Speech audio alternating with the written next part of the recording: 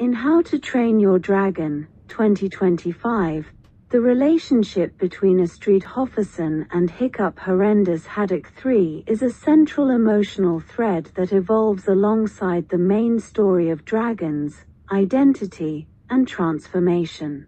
Astrid Hofferson, played by Nico Parker, is one of the top dragon fighting trainees in Berk, strong, competitive, smart, and fiercely loyal to her Viking heritage.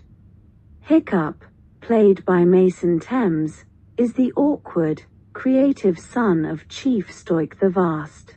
He's more interested in invention than in fighting, and initially struggles to earn the respect of others, including Astrid. At the start of the movie, Astrid sees Hiccup as a weakling and a joke, unfit to be a dragon slayer or Viking warrior. She's frustrated when Hiccup, seemingly without effort, starts outperforming her in dragon training. What she doesn't know is that Hiccup has secretly befriended Toothless and is learning about dragon behavior through kindness rather than brute force. When Astrid discovers Hiccup's secret, that he's not just hiding a dragon, but has tamed a night fury, she's shocked and angry. However, after Toothless gently interacts with her and even takes her on a flight, her worldview begins to change.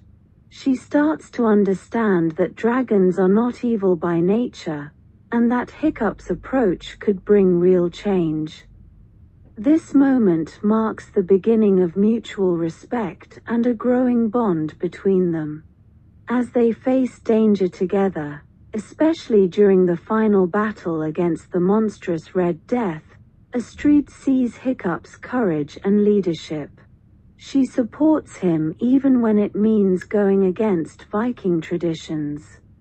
After the battle, Astrid is one of the first by Hiccup's side, visibly moved by what he sacrificed to save both dragons and humans. Their relationship ends on a hopeful note, built on respect, equality, and emotional connection.